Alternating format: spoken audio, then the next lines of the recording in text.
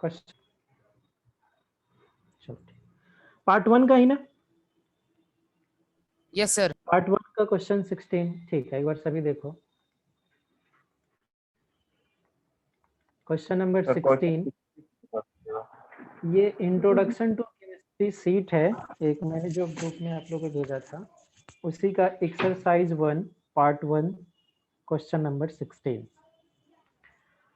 चलो ठीक है, अब देखो क्या है, कैलकुलेट द वेट ऑफ इतना फॉर्मूला यूनिट्स।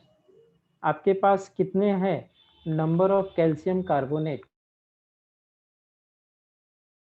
कार्बोनेट है 6.023 इंटू 10⁻23 मोल्स बताओ, तो मोल क्या होगा?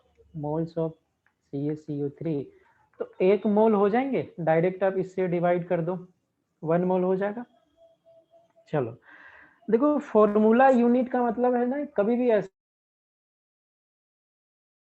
करना क्या होगा, उसका मोलर मास बताना है, और कैल्शियम कार्बोनेट के 1 मोल का मास क्या होगा, तो इसके 1 मोल का मास क्या होगा 100 ग्राम, है ना। मतलब ऐसा है देखो, फॉर्मूला कैल्शियम कार्बोनेट की फॉर्मूला ये है, इसका मास क्या होगा, अगर ये आपके पास 1 मोल है, 1 मोल का मास निकालना है, मतलब मोलर मास निकालना है, और मोलर मास क्या हो जाएगा 100 ग्राम हो जाएगा। बात क्लियर है? बोलो। Yes sir. मतलब ऐसे कितने फॉर्मूला है सैंपल में, तो मेरे पास 1 मोल फॉर्मूला है, और 1 मोल फॉर्मूला का मास को तो हम मोलर मास ही बोलते हैं ना। चलो इसके बाद क्या है आपका डाउट? 15 यार 15 तो अच्छा 15 बताए थे ना शाश्वत। अच्छा पार्ट 2 का, पार्ट 2 18 सर, पार्ट 2 18 का।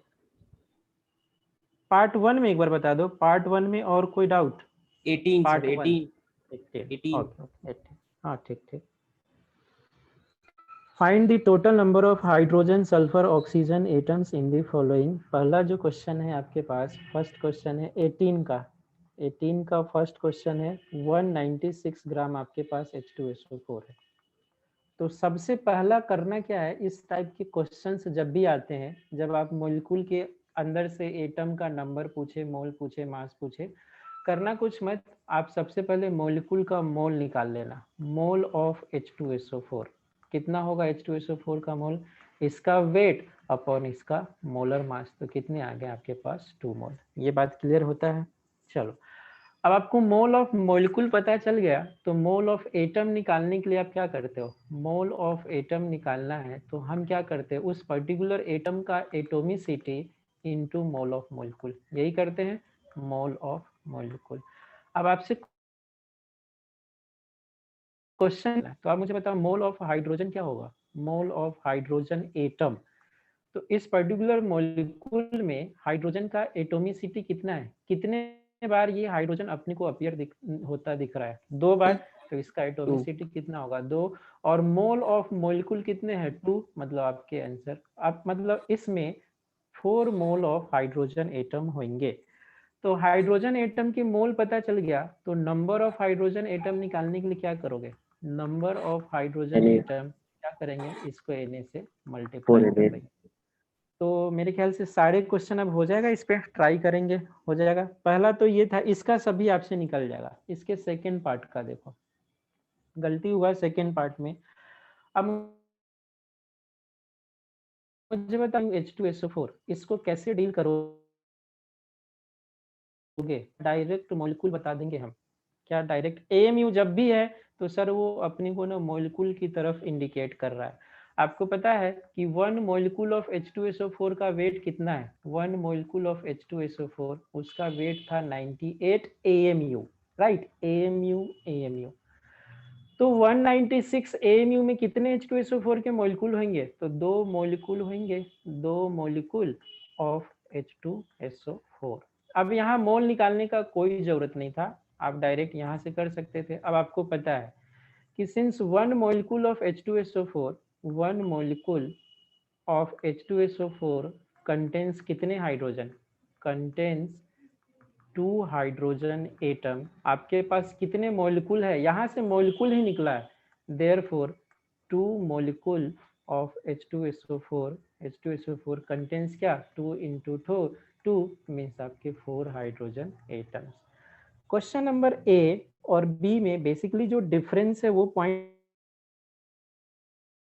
कर, पहला में ग्राम दे रखा तो आप मोल निकालो, मोल निकालने के बाद मोल ऑफ एटम निकालो और उसको लास्ट में एवोगैड्रो नंबर से मल्टीप्लाई करो। सेकेंड वाले पार्ट में एएमयू दे रखा तो यहाँ मोल निकालने का जरूरत नहीं है, डायरेक्ट आप मोलिकुल निकाल लेते हैं और एक मोलिकुल में इतने थे तो आपके पास कितने मोलिकुल है उससे मल्टीप्लाई कर देंगे तो आपका आंसर आ जाएगा। आपकी इच्छा हो कि नहीं सर मैं मोल से ही सोल्व करूँ तो जाओ आप सोल्व करो। उसके लिए पहले क्या करना पड़ेगा, इसको आपको ग्राम में चेंज करना पड़ेगा और ग्राम में चेंज करने के बाद कैलकुलेशन को बढ़ाना है। अब हम लोग हैं इतना कि इस टाइप की लेंदी अप्रोच से दूर भागना है ना। चलो बात समझ में आया। 18 आगे के पार्ट हो जाएंगे। सी पार्ट में देखो, सी पार्ट में डायरेक्ट मोल ही दे रखा तो सी पार्ट में आपको मोल निकालने का जरूरत नहीं है, एक स्टेप आगे आकर के दिया। आप सी पार्ट इसका देखो तो उसने दे रखा 5 मोल ऑफ H2SO8। तो यहाँ मोल आपको पता है तो आप डायरेक्ट क्या लिखते हैं, मोल ऑफ एटम मीन्स एक हाइड्रोजन का मैं लेना चाहूँ तो क्या लिखता मैं 5 इंटू इसका एटोमिसिटी 10 और मोल पता चल गया तो नंबर ऑफ हाइड्रोजन एटम निकालना था तो आप क्या करते 10 इंटू Na। इस तीनों पार्ट का कहानी समझ में आता है। एक बार मास दिया ग्राम में, एक बार मास दिया एएमयू में, एक बार मोल दिया, तो तीनों से डायरेक्ट एटम के बारे में कैसे अप्रोच करना था सब क्लियर हुआ या डाउट है अभी भी? Okay clear. 18 किसका डाउट था, क्लियर हो गए। चलो नेक्स्ट बताओ। हाँ नेक्स्ट क्या है आपका डाउट? 21 पार्ट 1 का और 22 पार्ट 1 का ही नहीं। 17 श्रुति कौन सा है, पार्ट 1 या पार्ट 2? और आयंस 14 क्या है? पहले एक बार पार्ट 2 पार्ट भी साथ में लिख दो आप। पहले हम लोग अभी इसका क्वेश्चन ले लें। पार्ट 1 का सर 21 22 देखते हैं। पार्ट 1 का क्वेश्चन नंबर है 21। अभी पार्ट 1 से ही पूछो एक बार आप। क्वेश्चन नंबर 21 है। हाँ एक बार देखो ध्यान से समझना 21 को कैसे सोल्व करें। अब देखो परसेंटेज दिया है ना, आप क्या कर सकते हो। अब ये बताओ ये जो सैंपल है यहाँ पे एवरेज क्वेश्चन में वैसे दे भी दिया कि मोलिकुलर वेट निकालना है। एवरेज मोलर मास का क्या फॉर्मूला है? एवरेज मोलिकुलर वेट का फॉर्मूला तो यही है सर। क्या फॉर्मूला है? आप क्या लिखोगे एवरेज मोलिकुलर, इसका परसेंटेज दे रखा है तो आप क्या करें, एक तो W1X1 plus W2X2 plus W3X3 divided by क्या करते हैं परसेंटेज। जब भी दे रखा तो आप इसको लेकर के करें, आपका आंसर वहां से आ जाएगा। नाइट्रोजन 78% है सैंपल में और एक नाइट्रोजन का जो वेट है 28 है। दूसरा जो है वो कितना है 32, उसका जो परसेंटेज है वो आपका 21 है। और भी आगे है CO AR का एटॉमिक वेट होता है 19, इसका परसेंटेज है 09 और CO2 का 44, इसका परसेंटेज है 0.1। डिवाइड कर दो आप ये तो आपका सॉरी 100 डिवाइड करेंगे तो आपका आंसर आ जाएगा। एक्चुअली देखो यहाँ पे मोल परसेंटेज दिया है, ठीक है समझो एक बार। अगर आपको लग रहा है कि अरे सर आप तो कुछ M1 N1 करके बताए थे ये कैसा है, तो देखो यहाँ पे मोल परसेंटेज दिया है, मोल का परसेंटेज दिया है। तो आप ये क्या लिखते हो, आप ऐसे चाहो तो आप लिखते हो sir total mass upon total mole. तरीका यही है, total mass upon total mole. Method 2 बता रहा हूँ अगर आपको कंफ्यूजन हो तो। टोटल मास, मास के लिए आप क्या लिखते हैं मोल इंटू मोलर मास, फिर से लिखते हैं मोल इंटू मोलर मास, फिर से लिखते हैं मोल इंटू मोलर मास, फिर से आप लिखते हैं मोल इंटू मोलर मास और डिवाइड क्या करते हैं टोटल मोल से, यही करते हैं।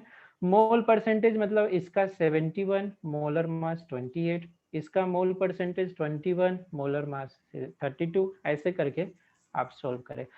दोनों से वही रहा, आप क्वेश्चन आए तो W1X1 W2X2 सोल्व करें या ऐसे सोल्व करें। बोलो बात क्लियर हुआ? 21 क्लियर? सर उसमें वॉल्यूम भी दिया हुआ है तो सर हम वॉल्यूम का परसेंटेज भी निकाल के करते हैं क्या? आप मुझे एक चीज आप बताओ, कहीं हम लोगों ने ऐसा गलती से भी पढ़ा सर कि at constant temperature and pressure volume directly proportional to क्या होता है, मोल। जो वॉल्यूम का परसेंटेज होगा वही परसेंटेज क्या होगा, मोल का भी होगा। तो आपने एकदम से आराम से यूज कर सकते हैं, आप वॉल्यूम में यूज करें या मोल में। आपको तो फॉर्मूला मोल का पता है, तो आप क्या कर सकते हैं, मोल से निकाल सकते हैं। बोलो क्लियर है। अब बोलो कि सर कांस्टेंट टेम्परेचर प्रेशर कहाँ दिया। जब तक क्वेश्चन में ऐसा कुछ मेंशन ना करा हो, हम मान करके ही चलते हैं कि टेम्परेचर और प्रेशर क्या रहा होगा, कांस्टेंट रहा होगा। ठीक है, तो वॉल्यूम को आराम से आप मोल से रिप्लेस कर सकते हैं। ठीक है, बाई वॉल्यूम या बाई मोल। चलो नेक्स्ट बता दो। पार्ट 1 में और किसी का कोई डाउट। 17 तो अरे 17 कितने बार पूछोगे, 17 तो हम लोग किए है ना, पार्ट 1 का 17। चलो मैं एक बार बता, देख लो पार्ट 1 का 17 एक बार देखो। फ्रॉम 200 mg ऑफ CO2 इतने molecules are removed, how many moles are left. समझो एक बार, स्टार्टिंग में आपके पास कितने CO2 थे, 200 mg CO2। तो इसको मैं मोल बोल दूं कि इनिशियल मोल्स कितने थे CO2 के, इनिशियल मोल्स ऑफ CO2, तो आप क्या बोलते हैं, weight upon molar mass. Weight कितना था, तो वेट हमेशा ग्राम में लिखना मत भूलना, mg को ग्राम में चेंज किया और मोलर मास था ये। इनिशियल मोल इतना है, क्लियर है। अब क्या बोला कि किसी ने इस सैंपल से इतने सारे मेरे पास मोल CO2 के पड़ा हुआ था, कोई आया और उसने क्या करा, 10⁻21 मोलिक्यूल्स ऑफ CO2 रिमूव कर लिया, ये रिमूव कर लिया। तो अगर मैं बोलूं आपसे कि रिमूव्ड मोल ऑफ CO2 कितना होगा, रिमूव्ड मोल ऑफ CO2, वहां नंबर में रिमूव कर रहे हो, मोल निकालने के लिए आपको क्या करना पड़ेगा, एवोगैड्रो नंबर से डिवाइड करना पड़ेगा। कर दिया अपन ने। अब बताओ, अब आपके पास कितना बच गया, तो आप क्या बोलोगे, सर जो इनिशियल था उसमें से जिसने माइनस कर दिया वही क्या होगा, आपका फाइनल बचेगा। तो मैं बताऊं फाइनल मोल ऑफ CO2 क्या होगा, तो फाइनल मोल ऑफ CO2 क्या होगा, जो इनिशियल था, इनिशियल कितना था, 200 इंटू 10⁻³ डिवाइडेड बाई 44, जो रिमूव कर लिया ये 6 इंटू 10⁻23, तो आपके आंसर यही रहेंगे। बोलो क्लियर हुआ, कितने मोल्स लेफ्ट करें, बस मोल ही पूछ रहा है, तो आपके आंसर हो जाना चाहिए। चलो क्लियर, श्रुति क्लियर हुए। अब शशांक पार्ट 1 का अभी किया ना अपन, एक क्वेश्चन नंबर ये। चलो फिर यस सर, वो हो चुका है सर, यस सर। हो गया। चलो अब आपका पार्ट 1 में नहीं है किसी का कोई डाउट, सर 17 की क्वेश्चन हो नंबर गए, 22। अच्छा 22 आप देखो, क्वेश्चन नंबर 22 देखो, आपके 22 है, find the expression of universal gas constant R in SI system in terms of given properties of ये। देखो पीवी इक्वल टू क्या लिखते हो आप, पीवी इक्वल टू आप लिखते हो nRT, यही लिखते हैं। तो R को ना रिप्रेजेंट करना है। अब क्वेश्चन में क्या दे रखा है आपके पास, जो गिवन डेटा है वो गिवन दे रखा है, जो प्रेशर है किलो पास्कल में, जो वॉल्यूम है वो वॉल्यूम दे रखा है ml में, और आपके पास एक और क्या है, टेम्परेचर जो है वो दे रखा है, ये गिवन डेटा है, टेम्परेचर दे रखा है डिग्री सेल्सियस में, और आपका जो मास दे रखा है, मास दे रखा है केजी में। इतना आपको दे रखा है, समझते हैं। आपको ना ये निकालना है sir, R equal to PV by N and T, PV equal to nRT। अब प्रेशर का कौन सा वैल्यू लोगे, किलो पास्कल इसका जो यूनिट होता है प्रेशर का, बोलो प्रेशर का क्या यूनिट होता है, एसआई यूनिट, एटीएम वाला यूनिट नहीं बताना है। एसआई यूनिट क्या होगा, प्रेशर का जो एसआई यूनिट होता है पास्कल नहीं होता है क्या, पास्कल होता है। तो किलो पास्कल को आप क्या करते हैं, 10⁻³ इंटू पास्कल। चलो प्रेशर को मैंने चेंज कर दिया 10⁻³ इंटू पास्कल। चलो आगे बताओ आप। सर ml है तो इसको आप एसआई यूनिट क्या होता है, वॉल्यूम का एसआई यूनिट होता है मीटर क्यूब, तो इसको चेंज करो मीटर क्यूब को। पहले तो आप लीटर के साथ रिलेशन जानते हो क्या, कि 1 metre cube is equal to 10⁻³ litre, और 1 लीटर कितना होता है, तो ये होगा 10⁻6 ml। ये यूनिट कन्वर्जन आप पहले पढ़ चुके हो, है ना। तो 1 ml कितना हो जाएगा, 1 ml क्या ऐसा मैं लिखूँ 10⁻⁻6 मीटर क्यूब, तो ये मेरे ख्याल से सही होना चाहिए, इनटू आपने क्या करा 10⁻6 मीटर क्यूब।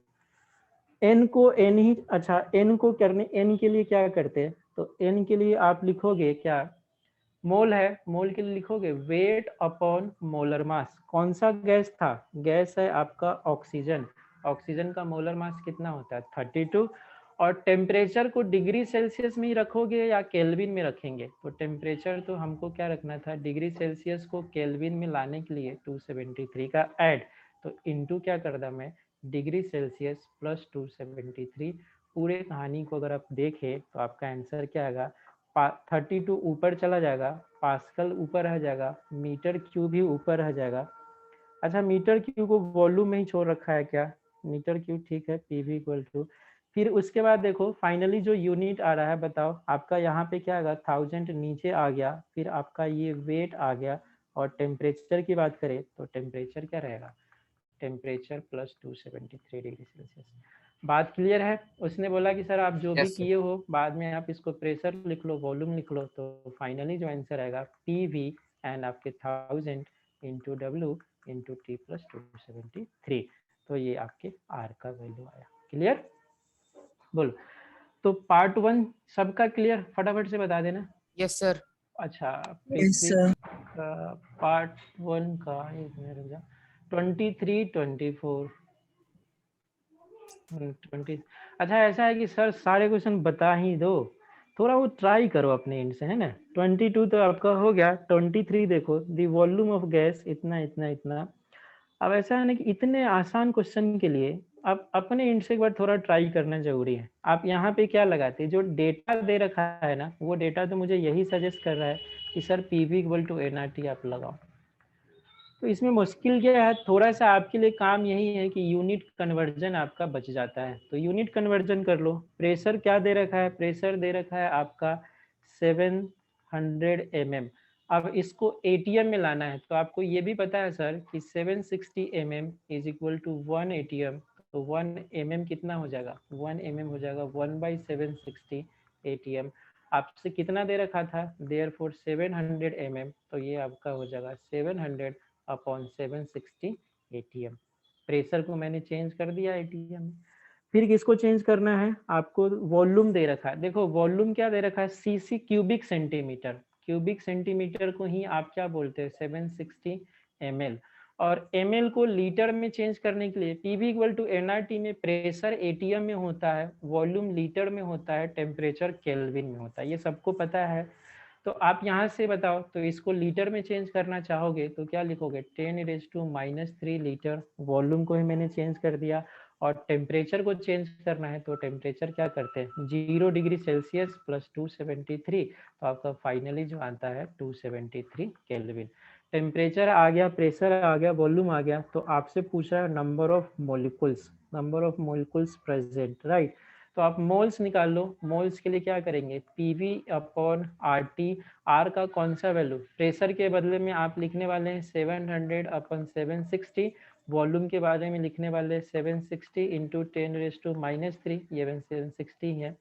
आर का कौन सा 1/12 और टेम्परेचर 273, सोल्व करें, यहाँ से मोल आ जाएगा, मॉलिक्यूल्स निकालना है, तो मॉलिक्यूल्स निकालने क्या करेंगे, इसको ना एवोगैड्रो नंबर से मल्टीप्लाई कर देंगे। बोलो क्लियर है, क्लियर हो गए, हाँ ठीक है, पृथ्वी बता दो क्लियर है। चलो 24 भी आप वैसे ही ट्राई करो, आपका आंसर आ जाना चाहिए। अब हम लोग आते हैं पार्ट 2 की तरफ, ठीक है, चलो आप पार्ट 2 में आ जाओ 16. डायरेक्ट। Sir, हाँ 16. पार्ट 1 में Sir, या पार्ट 2 में, 15. Sir, पार्ट 2 ना, part 2 में. Part 2. ठीक ठीक सर 12 एक बार पा- एक्सप्लेन कर दीजिए 12 ठीक है, पार्ट पार्ट 2 2 का। में आप देखो 12, देखो एक बार आप ना एकदम से अल्फाबेटिक नंबर के फॉर्म में बात कर रहे हैं, दोबारा आप रिपीट मत करना कि सर 12 वापस से बता दो, जिनका भी डाउट है सभी एक बार देखते चलो कि 12 आपका ऐसा था। पार्ट 2 का 12 एक बार हम लोग पढ़ते हैं। A mole of element X has 3/10 times a mole of element Y. One average atom of element X has mass 2 times the one average। चलो ठीक है, सुनो एक बार। अब करना क्या, पहले जो होता है ना कि डायरेक्टिव लाइन, उसको आप पकड़ो। क्वेश्चन ने बोला है कि one element of x, x का जो मास है वो क्या था, 2/3 इंटू मास ऑफ वाई। ये एक रिलेशन दे रखा।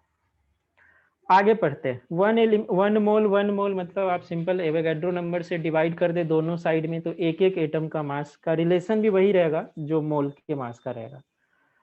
अब बोला कि एक एटम ऑफ एक्स का जो मास है 2 times the mass of one atom, मतलब जो मास ऑफ एक्स है वो कितने टाइम है, 2 इंटू टाइम्स ऑफ कार्बन 12 का मास कितना, 12। तो एक्स का जो मास आ गया वो कितना आ गया आपके पास, 24। अब इस रिलेशन को यहाँ पे रख दो, 24 इज इक्वल टू 2/3, 24 ही है ना, सर 3/10 है सर। सॉरी 3/10 है, 3/10 है। 3/10 सॉरी मैंने दूसरा क्वेश्चन देख लिया। ये आपका 3/10 है, तो ये 24 और इसको आप लिखें 3/10 और मास ऑफ y, ये 8 टाइम्स कैंसिल, y का जो वैल्यू होगा वो 80 हो जाएगा। क्लियर है, y का वैल्यू 80 होगा। Yes sir. अलीजा क्या पूछ रहे हो कि आपने जो दिया उसमें क्वेश्चंस कहाँ है, एग्जांपल से सर। क्वेश्चन होंगे यार, नीचे आप जाओ, क्वेश्चन होंगे। मैंने जो सीट भेजा है मोल के, उसमें क्वेश्चन नहीं है क्या, होंगे यार। नो सर एग्जांपल्स है। क्या बात करते हो, क्वेश्चन नहीं मिले क्या सभी को? नहीं सर, है सर, है है नीचे सर, बॉक्स है में क्वेश्चन। है। सर है page sir. Number page 50 number है 50 क्वेश्चन। पे 50 हाँ के बाद आपको यस नीचे सर, जाना 50 है, से स्टार्ट। स्टार्ट है। हाँ हिंदी लैंग्वेज जो स्टार्ट हो रहा है ना, उसके भी नीचे आपको आना है, वहां से आपको क्वेश्चन मिलेगा। Yes sir. ठीक है, चलो तो आप तो ट्राई करना आगे से, हर जो भी सीट में आपको भेजूंगा उसमें वैसा ही फॉर्मेट रहेगा। हिंदी के बाद आपके क्वेश्चन स्टार्ट होंगे। पार्ट 2 में 12 के बाद डाउट बताओ, फटाफट से बताओ, 12 के 15 बाद डाउट क्या, 15। 16 15 अच्छा क्वेश्चन है, एक बार आप 15 देखो। 15 एक बार समझते हैं, समझना एक बार क्या है। कार्बन के 2 आइसोटोप, और एक का जो है वो है आपका 12 और दूसरा है आपका 14।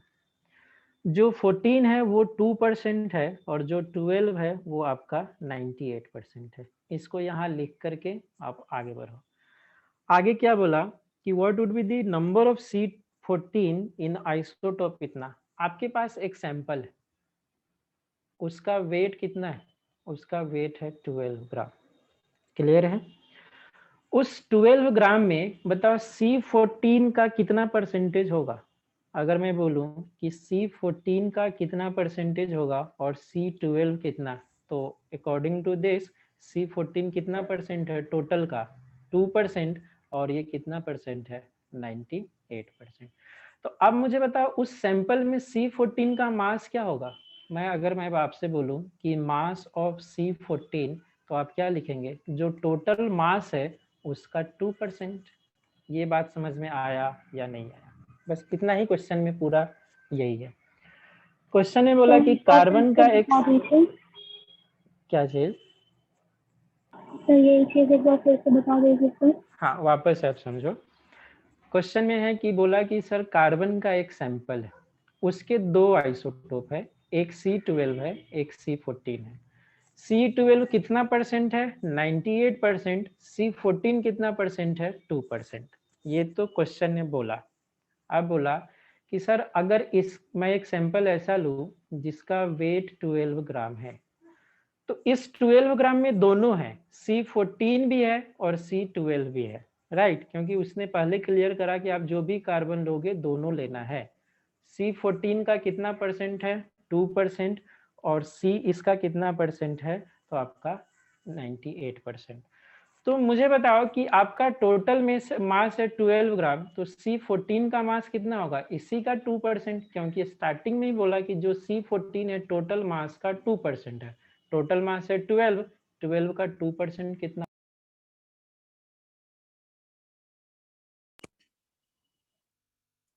बोलो क्लियर, ये बात समझ में आया या इसमें डाउट? Yes sir. आगे बस इस क्वेश्चन के पास इतना ही कंसेप्ट है और कुछ कंसेप्ट नहीं है। अब आपको मास पता चल गया तो करेंगे, बोलो। मोल के लिए आपको मास पता चल गया 24/100 डिवाइड बाई क्या, अब मोलर मास आप ये लेंगे, नहीं मोलर मास आपका ये रहेगा, क्योंकि सैंपल तो वही है, उसी का मोलर मास लेना है। अब आपसे क्या पूछ रहा आगे, नंबर पूछ रहा क्या, व्हाट वुड द नंबर, तो नंबर निकालने के लिए क्या करेंगे, नंबर निकालने के लिए जो भी अपन ने लेकर के आया उसको किससे डिवाइड मल्टीप्लाई कर देंगे, एवोगैड्रो नंबर से। सबको समझ में आया ये क्वेश्चन या इस क्वेश्चन में कोई डाउट है? मतलब मोल के क्वेश्चन ना आप ऐसे ही अप्रोच, जरूरी नहीं है कि आप हर बार फॉर्मूला लगाओ, जो रैंडम क्वेश्चन बनते हो उसमें लॉजिक ही लगाना पड़ता है, आप कैसे अप्रोच करते हो। सबको क्लियर है या किसी को कोई डाउट है तो वापस से पूछो। क्लियर है? क्लियर है। ठीक, चलो नेक्स्ट डाउट क्या था 15 के बाद? सर 13 में डालिए 13। सर 16। सर 16। चार्ज ऑन 1, अच्छा पहले तो आप मुझे बताओ 1 ग्राम आयन से क्या समझे, 1 ग्राम आयन क्वेश्चन का ना बोलते नहीं कि पूरा जो पॉइंट है उस, हाँ बस वही, तब तो आ जाना चाहिए यार। 1 ग्राम आयन मीन्स 1 मोल, तब कोई दिक्कत नहीं है, तब तो आसान क्वेश्चन है। चलो देखते हैं क्या, charge on 1 gram ion of Al3 is क्या है, ठीक है। चलो सर एक चीज बताओ, Al3 के एक आयन पे कितना चार्ज है, 1 आयन ऑफ Al3 कंटेन्स कितना, 3 इंटू चार्ज ऑफ 1 इलेक्ट्रॉन, ऐसा लिख सकता हूं मैं। आप बोलोगे सर आप ऐसे क्यों नहीं लिख रहे हो, 3 इंटू 1.67 10⁻⁹ कूलम। केमिस्ट्री में ना हम इसको बार बार नहीं लिखते, इस पूरे यूनिट को हम इलेक्ट्रॉनिक चार्ज से रिप्रेजेंट करते, ई से। तो जब भी आप चाहो कभी क्वेश्चन में देखना, इसके बदले में इलेक्ट्रॉनिक यूनिट होता, इस पूरे को हम एक इलेक्ट्रॉन मान कर लिखते हैं। आप मुझे बताओ एक एटम पे, एक आयन पे इतना कूलम्ब चार्ज है, तो आपके पास कितने आयन है, देयरफॉर चार्ज और 1 मोल मतलब Na आयंस, एक आयन पे 3 इलेक्ट्रॉन कूलम्ब है, तो इसके कितने हो जाएगा 3Na इलेक्ट्रॉन कूलम्ब। बोलो बात समझ में? अगर कंफ्यूजन था कि सर मैं तो इसी में उलझ के रह गया, तो इसको अब से आप समझ लो कि इसका वैल्यू आप कभी केमिस्ट्री में इलेक्ट्रॉनिक चार्ज ई से रिप्रेजेंट करेंगे। क्लियर है? मेरे ख्याल से बस यही डाउट होगा इस क्वेश्चन में। चलो 13, 15, 14 हो गए, 12 भी हो गए आपके। नेक्स्ट डाउट बताओ। 16 सर प्लीज। 16 आप सबको डाउट आया होगा। सर और 16। अगेन 16 सभी को डाउट है। देखते हैं एक बार क्या है। कोई एक एटम है, इसके 3 आइसोटोप्स है, और आइसोटोप्स कौन कौन है आपके पास, X20, X21 और दूसरा है X22, राइट। परसेंटेज की बात करो तो ये दे रखा है 99%, और आप यहाँ से बात करो तो ये दोनों मिलाकर के क्या होगा 1%, ठीक है, समझो। अब आपको क्या लग रहा है इस डेटा में कुछ मिसिंग नहीं है क्या? मैं अगर सर लिखता हूँ एवरेज एटॉमिक मास, तो एवरेज एटॉमिक मास का फॉर्मूला आप यही लिखना चाहिए, W1x1 plus W2x2 plus W3x3 divided by x1 plus x2 plus x3। आप बोलो कि अरे सर अब मैं इसको x मान लूँ तो इसको मैं 1 माइनस एक्स मान लूंगी, यहाँ तक भी सही है। आपका क्या रहेगा 20 इंटू 99 प्लस आप लिखेंगे x इंटू 21, फिर आप लिखेंगे 1 minus x into 22 divide by 100। But question है कि ये क्या, इसका कुछ वैल्यू दिया है क्या? देखो तो दिया है क्या? दिया है एवरेज एटॉमिक मास? नहीं दिया, नहीं दिया है ना, देख लो नो एक बार। सर। नहीं दिया। अब समझो, अब इस टाइप के क्वेश्चन को कैसे समझना है एक बार। एक क्लासरूम है, इस क्लासरूम में आपके पास 10 स्टूडेंट्स, 10 स्टूडेंट्स में 8 ऐसे स्टूडेंट का ग्रुप है जिसमें सबका वेट क्या दे रखा है 50-50 केजी। एक स्टूडेंट का वेट 48 केजी है और एक स्टूडेंट का वेट 50 समथिंग केजी है। आप इस क्लास का एवरेज वेट बताना चाहो तो आप बोल सकते हो कि सर अप्रोक्सीमेटली 50 ही होगा, क्योंकि जो maximum number of atoms, maximum number of जो मेंबर्स है ना, उनका एवरेज वेट क्या है 50। तो आप अप्रोक्सीमेटली आपका आंसर क्या होगा 50। अगर इस क्वेश्चन में मैं ये दे दिया रहता तो आप x का वैल्यू निकाल करके आंसर बता देते, बट जब ये मिसिंग है मतलब आपको लॉजिकली अप्रोच करना है। एक ग्रुप है, बहुत सारा ग्रुप, जिसमें 20 ना 99% है, मतलब जो मास होगा ना, एवरेज मास इसी के आसपास घूमता हुआ दिखेगा, राइट। इससे थोड़ा सा ज्यादा होगा, इससे कम तो नहीं होगा, थोड़ा सा ज्यादा होगा। तो आप ऑप्शन चेक करो कौन सा ऑप्शन है जो इसके नजदीक में मैच करता हुआ दिख रहा है। एग्जैक्टली सॉल्व नहीं कर पाओगे, और इस टाइप के क्वेश्चन को सॉल्व करने का जरूरत भी नहीं है, थोड़ा सा लॉजिकली रहना है। जो 90% है ना, मतलब एवरेज मास अप्रोक्सीमेटली उसी के आसपास दिखेगा। अब बताओ कौन सा आंसर सही लग रहा है। क्या सर 21 होगा? नहीं। 22 होगा? नहीं। 20 होगा? तो 20 भी नहीं होगा। क्यों? क्योंकि इनका भी तो थोड़ा बहुत मास है ना, और एवरेज मास हमेशा क्या होता है, मिनिमम से ज्यादा और मैक्सिमम से कम। एवरेज मास हमेशा मिनिमम से ज्यादा होगा और मैक्सिमम से क्या होगा, कम होगा। तो आपका जो आंसर होगा 20 से जस्ट थोड़ा सा बड़ा होगा। तो बताओ आपका आंसर कौन सा आंसर दिख रहा था? तो 20.0। 20.002। अप्रोच समझ में आया कैसे है? इसके लिए ओके सर, आपको यस सर। ऐसा नहीं कि सर, यस सर। हाँ, इसलिए ये वेट नहीं करना है कि सर डेटा इनसफिशिएंट है, क्वेश्चन को गलत बोल दो, ऐसा नहीं। आप इंजीनियर बनने जा रहे हो, राइट।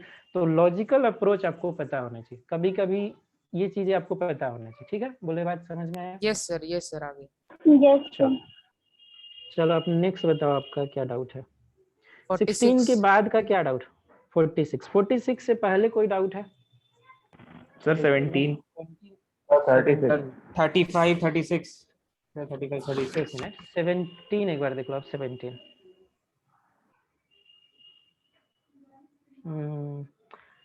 चलो, इसका इंडियम का वेट तो दे रखा है। Has two natural predominant one form है, जैसे टॉपिक वेट इतना एंड परसेंटेज इतना। इससे आसान क्वेश्चन क्या चाहिए बताओ।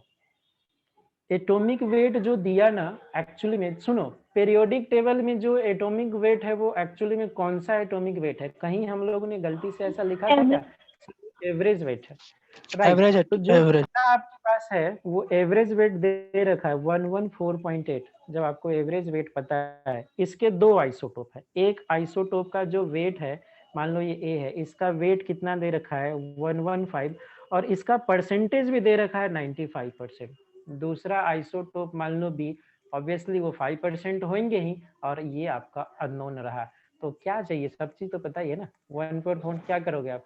115 इंटू 95। यस सर, समझ गए सर। समझ में आया ना? तो नहीं है। चलो चलो, नेक्स्ट बताओ क्या डाउट है। 26 26 ही ना डायरेक्ट। चलो 26 अच्छा 21। अरे वही बात है ना, 21 में क्या है, 24। एक मोलिकुल। 21 जिनका भी डाउट है एक बार देखो। 21 समझ में आया? 21 में कुछ नहीं होना चाहिए आपसे, आराम से 660H22 660H22 एक मोलिकुल का मास क्या करते हो आप? 612 इंटू 60 AMU। मोलिकुल तो ऐसे ही डील करना है, इंटू 1 AMU। सबको सम करते हैं आप, तो आपका कितना आता है? 720 प्लस 22 मतलब 744 AMU। तो आप बोलोगे अरे सर ये तो आंसर में नहीं है, बट क्वेश्चन ये है ना कि आप इस AMU को ग्राम में चेंज करो। ग्राम में चेंज करोगे तो आपका आंसर आ जाना है 1 मिनट में। क्लियर? 21 क्लियर है? चलो 24 24 क्या था? A sample of ammonium phosphate contains इतना मोल ऑफ हाइड्रोजन एटम। ये मुझसे दोबारा तो नहीं सोल्व करवा रहे हो? ऐसा क्वेश्चन मेरे ख्याल से सोल्व किया था पिछले बार भी, लेकिन सुनो कोई वापस से आप देख लो। NH4 3 times PO4। सब चीज आपको कुछ याद नहीं, एक फॉर्मूला याद है कि sir mole of hydrogen atom is equal to, क्या लिखोगे आप? एटोमिसिटी इंटू मोल ऑफ ये पूरा बड़ा सा मोलिकुल H3PO4। ये मैं लिख सकता हूं। अब इसमें बताओ मोल ऑफ हाइड्रोजन एटम क्वेश्चन में ही दे रखा 1.8। हाइड्रोजन का एटोमिसिटी बताओ, तो इसमें हाइड्रोजन का एटोमिसिटी कितना है? तो हाइड्रोजन कितने बार दिख रहे हैं मुझे? 12 ना, हाँ 12 into मोल ऑफ मोलिकुल। तो क्या यहाँ से मोल ऑफ मोलिकुल निकाल सकते हो क्या आप? मोल ऑफ मोलिकुल निकल जाएगा। Yes, sir. आगे आप बढ़ो तो मोल ऑफ ऑक्सीजन एटम निकालने के लिए क्या करना पड़ता है? उसके atomicity into mole of molecule. उसके एटोमिसिटी कितने हैं? 4। मोल ऑफ मोलिकुल आपने निकाल लिया तो आपके आंसर आ जाएंगे। बोलो 24 क्लियर? Yes sir. सभी का क्लियर हुआ? चलो 24 के बाद नेक्स्ट डाउट है 26। 26 में क्या है? एटमॉस्फेरिक प्रेशर ऑफ इतना, अरे ये तो यूनिट कन्वर्जन है ना। आप मुझे बताओ 1 ATM और इसमें कैसा रिलेशन है? 26 में आप ये बताओ पास्कल और इसमें MM में कैसा रिलेशन है? ये आप क्या, ये होमवर्क है आप करो। किलो पास्कल बस ध्यान रखना ये है। आप हम लोगों ने एक रिलेशन पढ़ा है यूनिट कन्वर्जन में, तो इसको एक बार आप थोड़ा ट्राई करो। इसमें मैथ्स है, आपको केमिस्ट्री समझने के लिए कुछ नहीं है। चलो तो 26 के बाद डायरेक्ट अपन आ जाए 35 पे। 35 Yes. एक डाउट दिख रहा, 35 पे आ 22। अरे वापस से पीछे मत जाओ, एक बार आगे आ गए तो अपन। नंबर ऑफ अच्छा ऐसा क्वेश्चन है ना, नंबर ऑफ इलेक्ट्रॉन्स है। अब इसमें अगर आप ये फॉर्मूला लगाते हो मोल ऑफ पानी और ये लगाते हो कि सर 1.8 डिवाइड बाई 22,400, तो ये फॉर्मूला गलत है। बोलो क्यों गलत है? क्यों नहीं लगाना है? पानी लिक्विड है और ये जो फॉर्मूला था गैस के लिए था। अब आगे आ जाओ, क्या है कि नंबर तो कैसे निकालना है? तो आपके पास पानी का डेंसिटी सबको पता चल रखा है क्या? डेंसिटी ऑफ वाटर जो होता है वो क्या होता है? 1 ग्राम पर, आप कैलकुलेशन में लेंगे 1 ग्राम पर एम। 996 सोल्व करने में थोड़ा सा टाइम होगा, ये आप हमेशा लेंगे। चलो वॉल्यूम दे रखा है, वॉल्यूम दे रखा है 1.8 ml, तो आप मास निकाल सकते हैं। मास निकालने के लिए वॉल्यूम इंटू डेंसिटी, तो फाइनली जो आंसर आया 1.8 ग्राम। ये मास निकल के आ गया तो मेरा मोल भी निकल के आ जाएगा। मोल ऑफ H2O निकल के आ जाएगा 1.8 डिवाइड बाई 18 मतलब 0.1। मोल निकल करके आ गया तो क्या आप मोलिकुल निकाल सकते हो? मोलिकुल ऑफ H2O, तो मोलिकुल ऑफ H2 क्या हो जाएगा? 0.1 इंटू Na। अब आपके पास क्वेश्चन है कि कितने इलेक्ट्रॉन्स पूछ रहा है, तो 1 मोलिकुल ऑफ H2O के पास कितने इलेक्ट्रॉन थे? 1 मोलिकुल ऑफ H2O कंटेंस कितने इलेक्ट्रॉन? हाइड्रोजन के पास 2, ऑक्सीजन के पास 8, तो टोटल कितने? 10। तो आपके पास कितने हैं? तो इतने मोलिकुल के लिए क्या करेंगे? 0.1 Na इंटू 10 से मल्टीप्लाई, तो फाइनली आंसर आ जाएगा आपका Na। देखो मुझे लग रहा है कि कुछ क्वेश्चंस आपके ना रिपीट हो रहे हैं, तो ध्यान रखना। आपका जो डिस्कशन हो तो पहले भले आप सोल्व करके नहीं आए हो, फिर भी आप ना उस क्वेश्चन को आप कॉपी में लिख लेना। रीजन क्या कि रिपीटेड क्वेश्चन को बार बार आप पूछोगे तो आपका, आप रिपीटर में हो, राइट? रिपीटर में हो, आपका ना टाइम बचाना मेन फोकस है। तो अगर आप क्या करोगे कि एक ही क्वेश्चन को सर से 3 बार आप सोल्व करवाओगे तो आपको ना थोड़ा सा नुकसान होगा।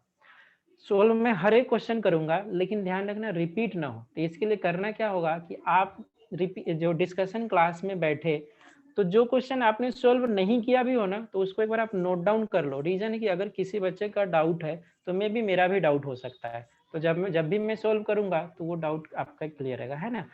अगर आप एक ही क्वेश्चन को 3 बार क्लास में पूछेंगे तो रिपीटर बैच में आपके पास टाइम कम होता है। इन चीजों को ध्यान रखना है अपने को, है ना? आप हर एक क्वेश्चन पूछे, मुझे दिक्कत नहीं, बट रिपीट नहीं मत करना कि सर एक ही क्वेश्चन को 3 बार आप पूछो, तो आपको ही नुकसान हो जाएगा। चलो तो आप मुझे बताओ 22 के अलावा कौन सा, क्योंकि 22 भी मैं पिछले क्लास में बहुत सारे, आज जो क्वेश्चन आप लोग कर रहे हो रिपीट हो रहा है बहुत सारे क्वेश्चन। 30 के बाद आपसे क्वेश्चन आना चाहिए, आप 30 के अंदर बहुत सारा क्वेश्चन पूछ रहे हो। इसका मतलब ये था सर कि आप पिछली 46। क्लास में सोल्व करके नहीं आए थे, 46। और सोल्व करके नहीं आने का रीजन था आज आपने सोल्व किया, आज आपको डाउट है। तो इसलिए मैं बोलता हूँ कि होमवर्क ना आपको रोज करना है, वेट नहीं करना है। अब मैं ये बोलूँ कि 30 के बाद आप मुझे डाउट बताओ। 30 के बाद, हाँ 35 देखो 35 है आपका, किधर गया? Equal volume of oxygen gas, ठीक है। 35 को क्वेश्चन को भी आप थोड़ा सा समझ सकते थे, है तो आसान ही, बट ऐसा देखो आप मुझे बताओ अगर इक्वल वॉल्यूम कहीं क्वेश्चन में दिया तो मैं उसको बोल दूं same experimental condition. Sir experimental condition क्या ही हो सकता है, टेम्परेचर और प्रेशर से अलावा कुछ नहीं होता। मतलब टेम्परेचर और प्रेशर कांस्टेंट है, तो आप ऐसा बोलो कि sir eight constant temperature and pressure volume अगर बराबर है तो आप बोल सकते हो कि इक्वल मोल्स भी होंगे। Yes sir. अवोगाड्रो सिंथेसिस याद करते हैं। अब आप बताओ वॉल्यूम बराबर है, तो मैं आप सेकेंड पार्ट को ले रहा हूँ, मोल। एक मोल ऑफ ऑक्सीजन, मतलब मैं लिखूं mole of oxygen is equal to mole of unknown gas, mole of unknown gas. यहाँ देखना ऑक्सीजन गैस दिया ना, तो आप ओ लिखते हो तो गलत है, O2 हमेशा लेना पड़ेगा। हाँ बिल्कुल सही था। तो आप वेट पता दे रखा, वेट दे रखा है सर 1 ग्राम, आप क्या करते हैं मोलर मास से डिवाइड करते हैं। इसके मोल निकालने के लिए 19.8 इसका वेट दे रखा और मोलर मास आपको ढूंढना था। तो मेरे ख्याल से सोल्व करते हैं तो आपका जो मोलर मास आता है 76। तो आप बोलोगे सर ऐसा कोई ऑप्शन ही नहीं है। ऑप्शन है, जो भी ऑप्शन दिया ना उनका मोलर मास निकालो आप। NO का मोलर मास कितना आएगा, तो ये तो 76 आने से रहा। SO2 का मोलर मास होता है 64 और कार्बन डाइसल्फाइड का मोलर मास होता है 64 + 12 तो 76। मतलब आपका आंसर मैच कर रहा है किससे, 76 से। तो आपका आंसर क्या होगा, CS2। समझ में आया क्या था ये? मतलब देखो यही चीजें है ना, थोड़े Yes, थोड़े sir. चीजें कंसेप्ट बिल्डअप यहीं से होता है। वही होता है ना कि हम लोग बेसिक चीजें नहीं पढ़ते हैं तो आगे दिक्कत होता है। अब आपको कहीं क्वेश्चन में ये दे दिया था, आप वॉल्यूम के वेट करते रहते कुछ नहीं होता, लेकिन जिसको ही पता है कि अरे वॉल्यूम बराबर मतलब मोल बराबर सेम टेम्परेचर प्रेशर पे, उसके लिए 1 मिनट का क्वेश्चन था। चलो तो आपका ये क्वेश्चन था 35। आगे बताओ। 46 सर। 36. 36 एक बार देखते हैं, 36 देख लो, 36 हाँ। 36 में क्वेश्चन को सॉल्व करने का 2 तरीका है। आप पहले तरीके से बताओ आपको समझ में आता है या नहीं। स्टार्टिंग में एक बलून रखा, उसमें 6 ग्राम हीलियम, उसका जो बलून का वॉल्यूम है 10⁴ लीटर है और टेम्परेचर जो है वो है ये। अब उसने क्या करा, ध्यान से देखना। उसने बोला कि सर ऐसा करो, इस बलून में ना कुछ और हीलियम आप ऐड करो। हीलियम ऐड करा, मान लिया कि मैं x ग्राम हीलियम ऐड करा, राइट। तो जो नया दिखा आपको, क्या दिखा, नया जो वेट दिखेगा वो 6 + x ग्राम होगा। वॉल्यूम वही रखना था और टेम्परेचर को भी वही रखना था, कितना 240। और बोला जो फाइनल प्रेशर होता है ना, वो फाइनल प्रेशर हो जाता है 4 × 10⁻³ तो आप इस बलून के लिए बात करो, क्या PV = nRT में लगा सकता हूँ। प्रेशर कितना दे रखा है, प्रेशर दे रखा है 4 × 10⁻³ वॉल्यूम दे रखा है 10⁴ n पता है। इसका वेट पता अगर आपको चल गया तो मोल निकालने के लिए क्या मोलर मास से डिवाइड करोगे 1/12 और जो टेम्परेचर है वो 240 है। डेटा कैलकुलेशन के हेल्प से है। अब बताओ कि यहाँ से x का वैल्यू निकल के आ जाएगा क्या, ये आपका हो जाएगा 40 × 4 = 6 + x × 2। सोल्व करो तो एक बार देखो कैलकुलेशन, एक बार देख लेना, मेरे ख्याल से सही होना चाहिए। तो यहाँ से x का वैल्यू निकल करके आ जाएगा क्या, आया समझ में या नहीं आया? सर नहीं एक है? बार फिर से समझा दीजिए। हाँ दूसरा मेथड देखो, आसान मेथड। सर वो आइडियल गैस दूसरा बिहेवियर का क्या मेथड मतलब है? क्या चीज? सर क्वेश्चन में लिखा है आइडियल गैस बिहेवियर, सर उसका हाँ क्या मतलब? अभी क्या है, हाँ देखो ये तो लिख दिया तो आप मान रहे हो, नहीं लिखता है तो भी आपको, गैस ना 2 टाइप का होता है, एक होता है आइडियल गैस और एक होता है रियल गैस। अब जो PV = nRT लगाते हो ना, वो आइडियल गैस का फॉर्मूला है। रियल गैस का एक van der Waals formula P - A/Na² V - Nb दूसरा फॉर्मूला है। तो आइडियल गैस दे दिया मतलब आपको PV = nRT लगाना था ये फॉर्मूला। और वैसे भी क्वेश्चन में जब तक रियल का नाम नहीं लेता है तब तक हम हर गैस को आइडियल मान करके ही सॉल्व करते हैं, ठीक है। दूसरे तरीका से आप देखो, समझो एक बार। अब मैंने मान लिया कि इसमें कुछ मोल्स है हीलियम के, मान लो उसका वॉल्यूम कितना है 10⁴, प्रेशर कितना है 4 इंटू 10⁻³ और टेम्परेचर कितना है 240। इस गैस के लिए क्या PV इक्वल टू nRT में लिख सकता हूँ? PV equal to nRT। इसके लिए फाइनल की बात करो डायरेक्ट। प्रेशर कितना 10⁻³ वॉल्यूम कितना 10⁻⁴ n 1/12 इंटू आपका टेम्परेचर। ये कितने टाइम्स कैंसिल हो जाएंगे 20 टाइम्स। इसको देखो तो ये 40 is equal to 20 into n cancel कर दो, n का वैल्यू कितना 2। मतलब जो लास्ट में बाद में जो बलून है ना उसमें 2 मोल हीलियम है। मतलब फाइनल जो मास है हीलियम का मास कितना है 8 ग्राम। 8 ग्राम के लिए ये पूरा कहानी है।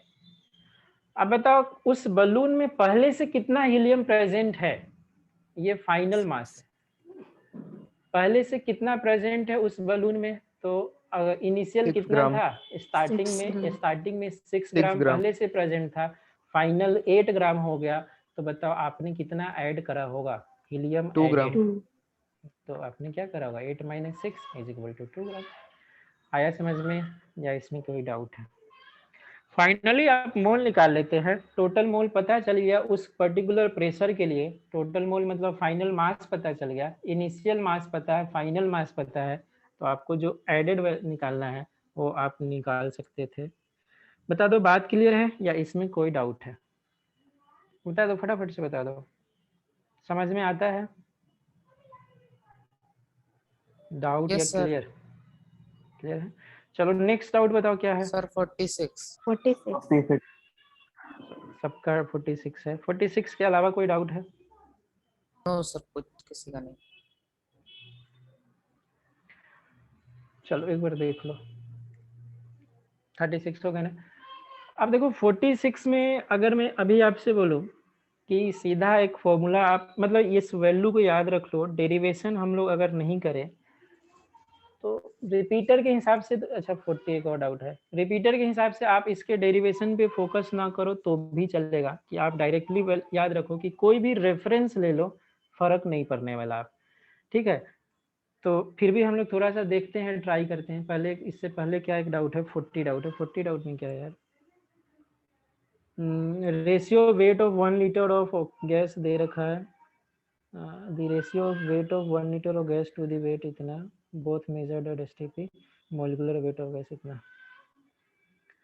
Wait of 1 litre of gas to the weight of 1 litre oxygen. हाँ क्या दिक्कत है फिर? रेशियो दे रखा है वेट का, पहले मोल निकाल लो। मोल कौन कौन से गैस है?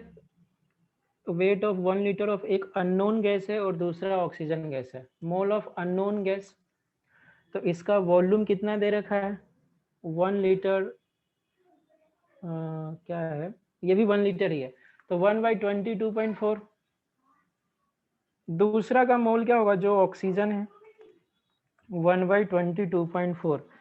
दोनों का मोल क्या है बराबर है, वेट का रेशियो दे रखा। मोल अगर आपको पता है तो मोल के लिए क्या लिखोगे?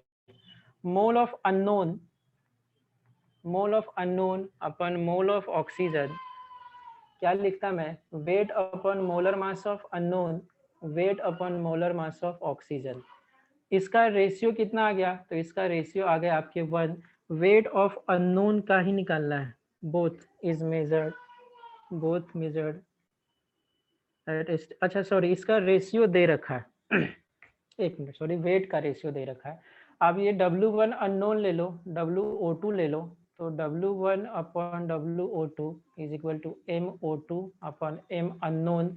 इसका जो रेशियो दे रखा है वो कितना दे रखा है? ये दे रखा है 2.22। यहाँ से वेट और इसका पता ही है 32, यहाँ से आप सोल्व करो तो molar mass of unknown gas आपका निकल करके आ जाएगा। बोलो बात क्लियर है या इसमें किसी को डाउट है? फटाफट बता दो, क्लियर है क्या? बोलो। Yes sir. ठीक है चलो। अब देखो ये जो 46 है उसमें क्या है कि आप एक बार रेफरेंस को चेंज करने की बात कर रहे हो। अब इसके लिए क्या करना पड़ेगा? अब थोड़ा सा मैं एक बार बताऊं कि बोलो कि रिलेटिव एटॉमिक नंबर क्या था, सॉरी रिलेटिव एटॉमिक मास। तो आप वहां पे क्या लिखते थे? Mass of 1 atom divided by 1/12। नहीं, रिलेटिव एटॉमिक मास के लिए, इसी को ना हम रेफरेंस लिए थे। रेफरेंस क्या था? 1/12 into mass of 1 atom of C12। यही था ना रेफरेंस एटॉमिक मास का कहानी। क्वेश्चन में तो मेरे ख्याल से यही पूछ रहा है ना कि आप रेफरेंस को सर चेंज करो, 1/12 के जगह पे आप 1/6 ले लो, तो आपको जो है किसमें मतलब मास मोल के काउंट में कोई फर्क पड़ेगा या नहीं पड़ेगा। चलो ठीक है, यहाँ से बताओ आप इसको क्या काउंट करोगे? इसको 1/12 इंटू मास ऑफ, इसको हम लोगों ने क्या 1 AMU माना था? Yes sir. याद करो, 1 AMU माना था। चलो, अगर किसी ने बोला कि तब यहाँ से बताओ मास ऑफ 1 एटम क्या होगा, तो अगर आप बोलो कि तब मैं बोलूँ कि मास ऑफ 1 एटम, तो आप यही बोलते हो ये, ठीक है। तो यहाँ से 1 एटम कितना हो जाएगा? यही relative atomic mass into 1 AMU। Question बोला कि सर ऐसा करो ना कि आपने इसको चेंज करो। अब जो रिलेटिव एटॉमिक मास निकाल रहे हो वो क्या निकालना है कि मास ऑफ 1 एटम तो रखो, मास ऑफ 1 एटम, और अब क्या करो, इसको ना चेंज कर दो, किससे? 1/6 कर दो।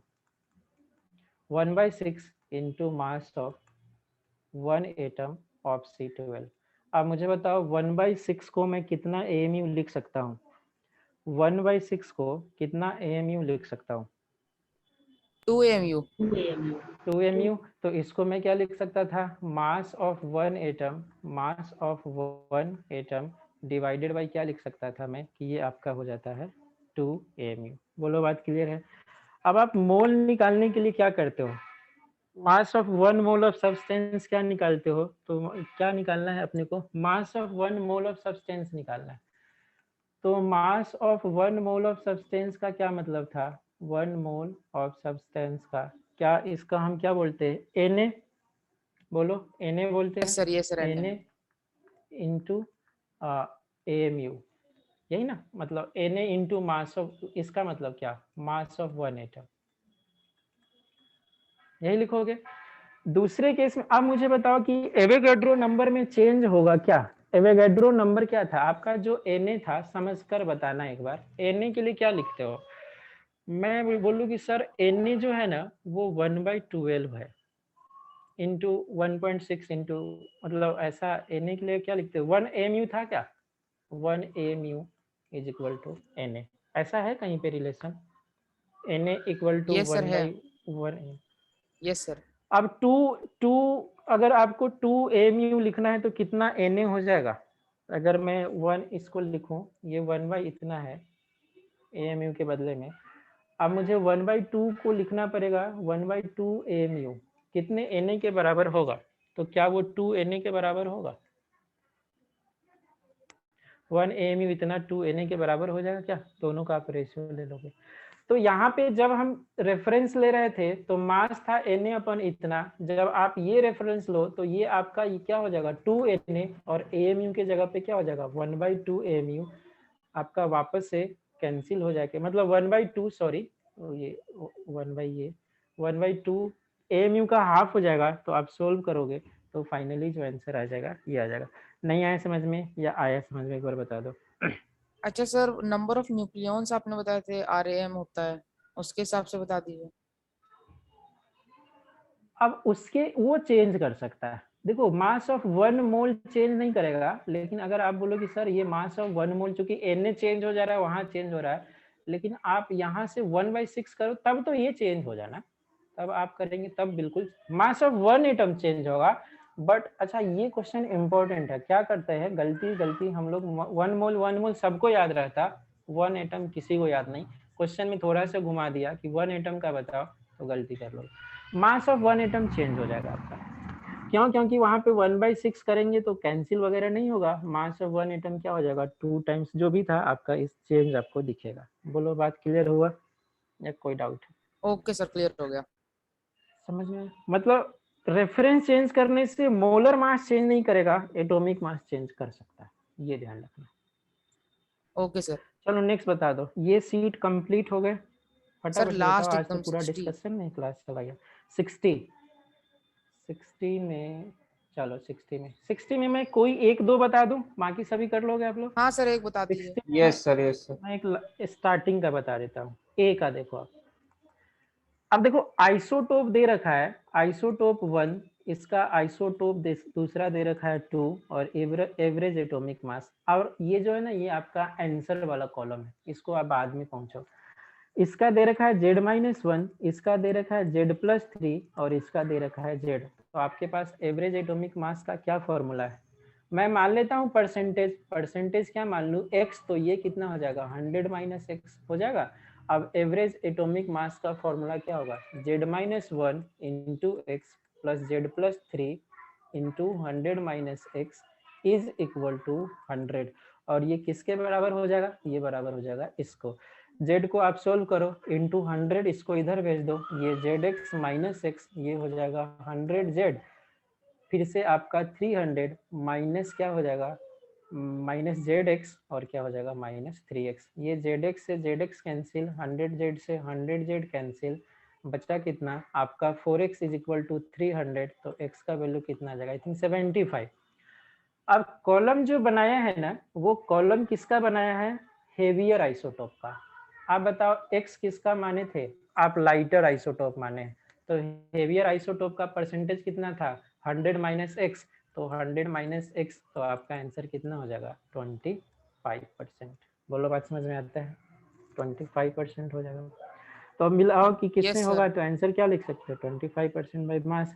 ऐसे ही बाकी के भी सारे सोल्व आप कर लोगे, हो जाएगा 60। बता पहले दो वाले का फटाफट लास्ट से। भी आंसर है। अच्छा पहले वाले, अच्छा मोड है लास्ट, ए का पी तो है, एस नहीं होना चाहिए, आर होना चाहिए। परसेंटेज Yes, मास sir, वही। Dependent on Z. हाँ तो परसेंटेज मास अगर आप बात करो तो परसेंटेज मास जेड पे डिपेंड कर रहा था क्या? आप देखो percentage mass dependent on Z, Z पे डिपेंड कर रहा था अगर आप परसेंटेज मास की बात करें। बोलो, ये जो आर है सब में कॉमन दिखेगा आपको, रीजन है कि सब में डिपेंड करता है। Percentage mass Yes, sir. Yes, sir. Z पे डिपेंड करेगा, ये हर जगह आपको कॉमन दिखेगा। Okay, sir. ठीक है, तो सीट्स ये कंप्लीट ना हर सेंस में, फटाफट से Sir, बता दो। completed. चलो अब आप आ जाओ, मोल वाला किए हो या Yes, नहीं sir, किए? किया है। Yes, sir. Sir yes sir. Sir mole वाला भी चलो नहीं है आपका। मोल अभी नहीं हुआ है। चलो तो नो ऐसा कर सर। लेते हैं, आज हम लोग कुछ पढ़े भी नहीं है तो स्टार्ट कुछ पढ़ लेते हैं, ठीक है? कोई बात नहीं, चलो हम लोग स्टार्ट थोड़ा थ्योरी कर लेते हैं।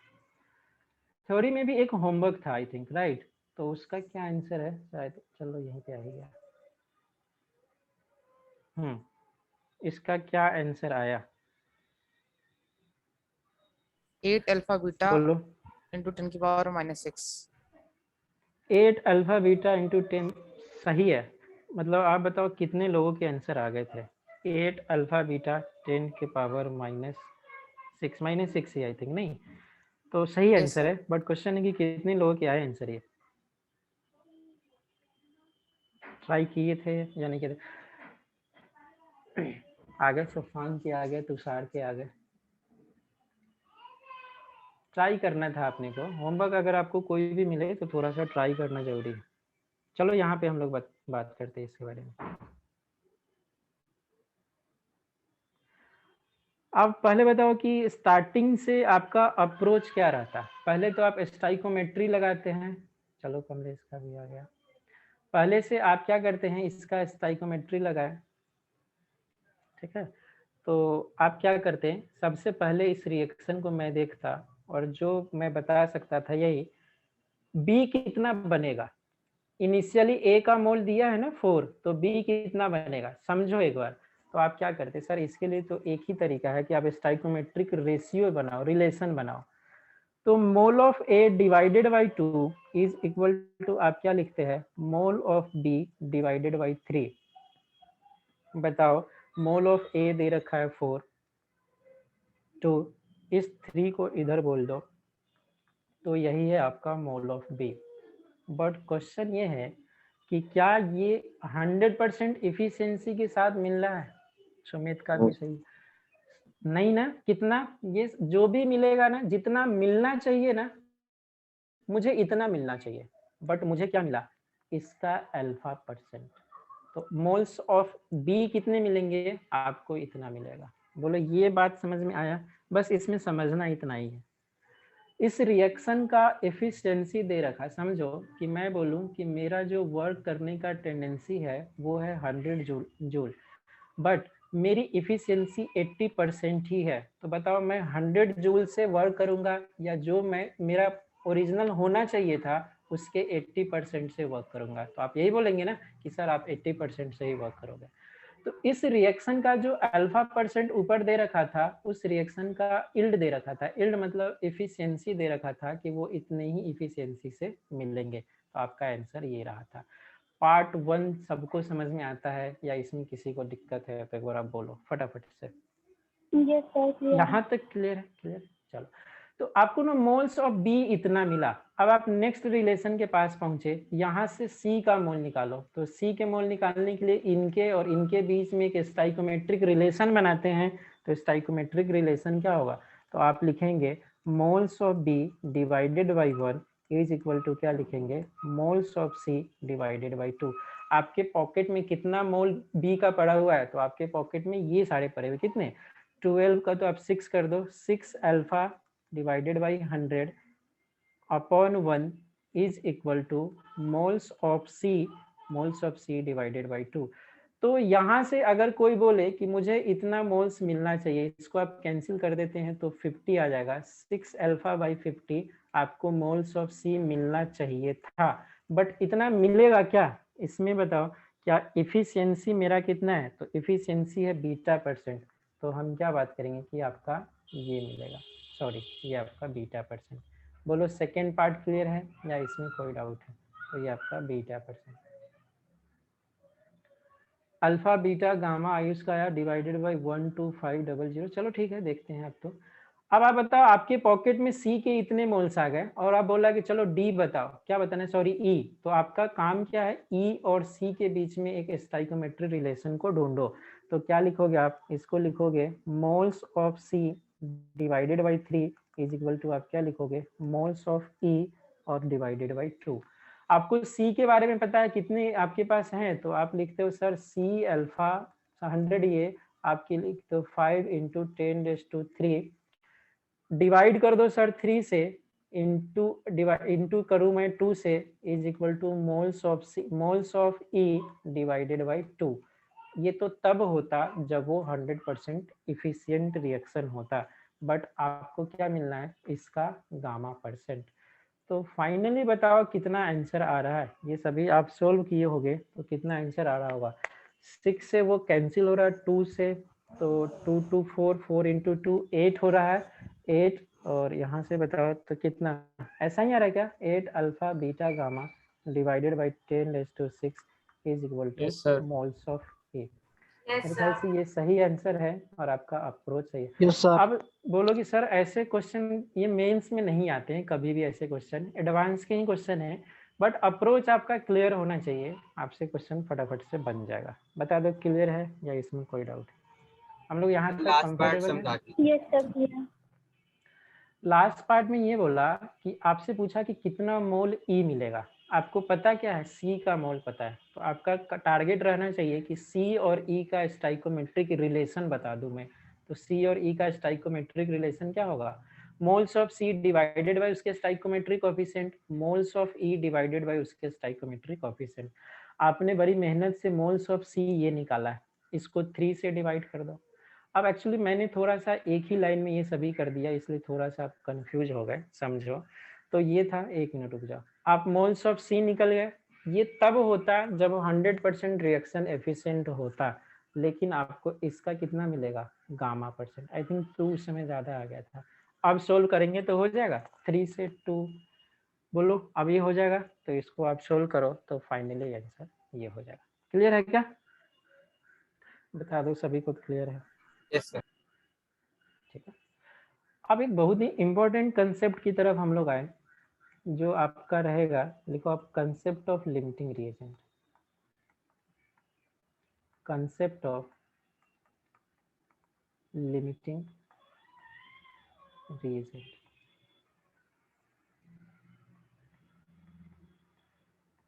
देखो लिमिटिंग रीएजेंट का मतलब क्या है? अब ये ना होता है, आप मान लो कि मैं आपसे एक ऐसा बात करूं कि किसी ने बोला कि आप ना पानी बनाओ। पानी बनाने के लिए क्या क्या चाहिए आपके पास? मतलब तो आपको चाहिए H2 और आपको चाहिए O2, राइट? एक बार बैलेंस नहीं करते हैं, वैसे ही समझते हैं। अब मैं बोलूं कि मेरे पास हाइड्रोजन 10 मोल है और ये 2 मोल है, तो कब तक पानी बनेगा? क्या हाइड्रोजन के 10 मोल तक पानी बनेगा, या पानी तभी तक बनेगा जब तक आपके पास ऑक्सीजन है? जैसे ही ऑक्सीजन खत्म हो गया आपके पास, तो पानी का बनना क्या हो जाएगा? रुक जाएगा। खत्म हो ये जाएगा। बात समझ में आता? रुक जाएगा। Yes sir. तो वैसे रिएक्टेंट जो रिएक्शन में पहले खत्म होते हैं, मतलब आपके पास मोर देन वन रिएक्टेंट है जिसमें से एक पहले खत्म हो गया, तो उस टाइप के रिएक्टेंट को आप क्या बोलते हैं? Limiting reagent. अभी हम लोग के पास लिमिटिंग का क्या सीन है? जैसे आप मान लो कि मोबाइल का डेटा आप यूज करते हैं, एक वार्निंग आता है ना कि आपने 90% ऐसा कंज्यूम कर लिया, जैसे ही डेटा खत्म तो आपका पढ़ाई खत्म, मतलब क्लास नहीं हो गया। तो वो जो डेटा था उस दिन का, अगर आप रोज के डेटा से यूज कर रहे हैं तो आपका वो लिमिटिंग रीजन था। सर डेटा खत्म, आज का क्लास खत्म। ऐसे ही कहानी यहाँ पे भी है। आप कोई भी केमिकल रिएक्शन करा रहे हैं, मोर देन वन रिएक्टेंट है, उसमें से कोई एक रिएक्टेंट पहले ही खत्म हो गया, तो उसको आप बोलेंगे लिमिटिंग रिएजेंट। और जितना अब जो बोलो कि प्रोडक्ट बनना कौन डिसाइड करेगा? हाइड्रोजन डिसाइड करेगा या ऑक्सीजन? मतलब कि भैया आपका इतना ही प्रोडक्ट बन सकता है, ऑक्सीजन। यही है ना? कि जब तक कंटेनर में ऑक्सीजन है, जब तक पानी का बनना होता रहेगा। जैसे ही ऑक्सीजन खत्म, पानी का बनना रुक गया। तो किसी भी रिएक्शन का बोलते हैं कि बॉस होता है लिमिटिंग रिएजेंट। वही डिसाइड करेगा कि कितना मोल प्रोडक्ट बनेगा, कितना मोल रिएक्टेंट का कंज्यूम हुआ था, ये सारी चीजें। लेकिन इन सबसे पहले आपके दिमाग में ये आना चाहिए, अरे सर लिमिटिंग रिएजेंट हम यूज कब करें? पहला क्वेश्चन तो ये है कि लिमिटिंग रिएजेंट आप यूज कब करें, और दूसरा है कि हम लिमिटिंग रिएजेंट को पहचाने कैसे, राइट? तो आप लिखो, पहले डेफिनेशन लिख लेते हैं क्या है लिमिटिंग रिएजेंट। तो आप क्या लिखेंगे इसके बारे में? The reactant which is consumed first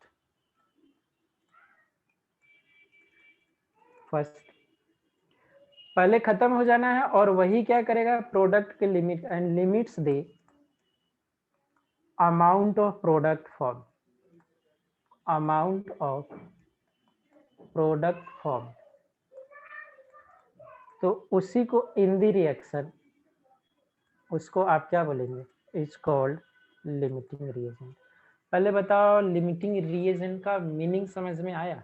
अगर आप कोई रिएक्शन करा रहे हैं, उस रिएक्शन में वैसा रिएक्टेंट जो पहले कंज्यूम हो जाए, उसको बोलेंगे लिमिटिंग रिएजेंट। और प्रोडक्ट कितना बनेगा वो डिसाइड करेगा कि लिमिटिंग रिएजेंट कब तक था। जैसे ही लिमिटिंग रिएजेंट खत्म, आपका प्रोडक्ट का बनना खत्म हो गया। ये बात बताओ समझ में आता है या इसमें किसी को कोई डाउट है? ये छोटा सा कंसेप्ट है, बाद में आपको कंफ्यूज करता है। लिमिटिंग रिएजेंट का मीनिंग आप समझ पा रहे हो? सभी को समझ में आ रहा है लिमिटिंग रिएजेंट क्या है, या किसी को कोई डाउट है? क्लियर है सभी को? क्लियर है सर। तो आपने बोला कि सर हाइड्रोजन और ऑक्सीजन जब मैं ले रहा था, ये 10 मोल था, ये 2 मोल था, तो आपने बोला कि इसको लिमिटिंग रिएजेंट। तो अब बताओ हाइड्रोजन कैसा होगा? अब वैसा रिएक्टेंट जो बच गया एक्सेस में, तो उसको आप कौन सा रिएजेंट बोलते हैं? Access reagent. तो वो बच गया था, तो नेक्स्ट आप लिखेंगे एक्सेस रिएजेंट क्या है, उसको हम ER से रिप्रेजेंट करेंगे। तो ER, और उसका मीनिंग क्या होगा? जो रिएक्टेंट बच जा रहा है, the reactant left is called access reagent. मतलब जो बच गया ना उसके बाद भी उसको आप क्या बोलेंगे? Access reagent. तो दो तो बाय डेफिनेशन आपको पता है, इसमें कुछ खास नहीं था।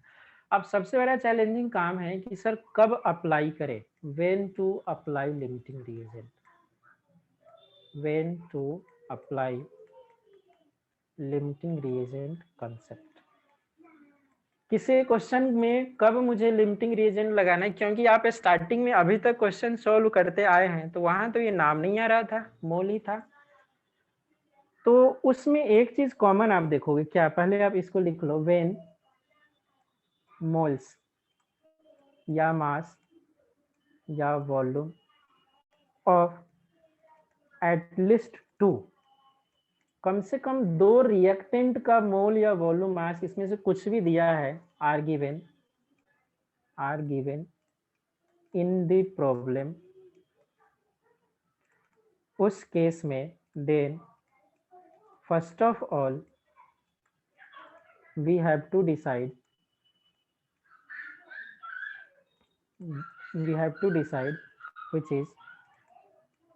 which reactant is limiting reagent।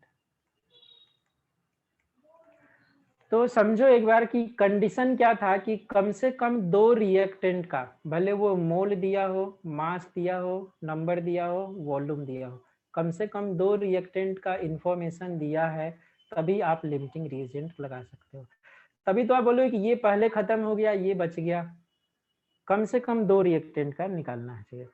अब आपके पास क्वेश्चन है कि ठीक है मैं समझ गया कि यहाँ पे लिमिटिंग लगाना है, तो दूसरा क्वेश्चन है कि हम आइडेंटिफाई कैसे करें। तो क्वेश्चन है how to identify limiting reagent. दोनों रिएक्टेंट में 2 का अगर आपको पता है तो कैसे निकालना है, तो समझो एक बार। सबसे पहले क्या करना है, स्टेप्स है, divide the given moles of reactant by their respective stoichiometric coefficient।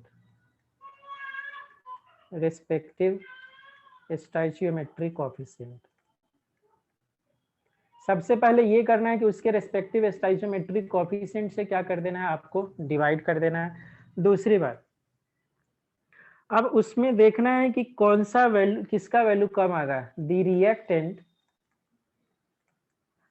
Having minimum value. ध्यान से समझना, लिमिटिंग रिएजेंट अगर समझ में नहीं आता तो बाहर में मतलब बड़ा दिक्कत देना होता है, इसको समझना है। कब, after dividing, after the division is limiting reagent. अब जब से लिमिटिंग रिएजेंट पता चल गया आपको, तो ये होता है boss of the reaction. Now limiting reagent will decide the reaction, and हमको ना सिर्फ लिमिटिंग रिएजेंट पे ही फोकस करना है, and we should focus on limiting reagent.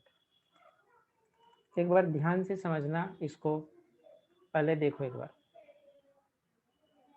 Example.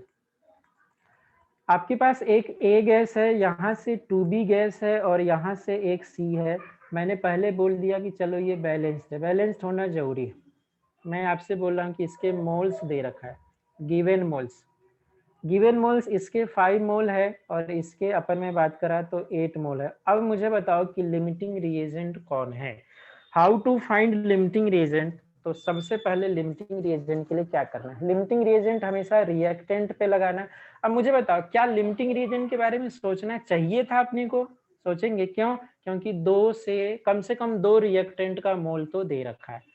अब लिमिटिंग रिएजेंट के लिए क्या करोगे, फॉर एलआर के लिए समझना है कि अभी समझो क्या कि एलआर के लिए हम क्या करते हैं सर, जो गिवन मोल्स है ना ऑफ ए के बारे में, जो इसका गिवन मोल है उसके स्टाइचियोमेट्रिक कोएफिशिएंट से आप डिवाइड करें तो इसका वैल्यू आया 5। अब वही बात मैं करूं बी के लिए, तो बी के लिए क्या लिखेंगे, इसका गिवन मोल है 8 और इसके स्टाइचियोमेट्रिक कोएफिशिएंट है 2। अब इन दोनों में बताओ मिनिमम वैल्यू कौन है, तो ये आपका क्या है, ये मिनिमम है।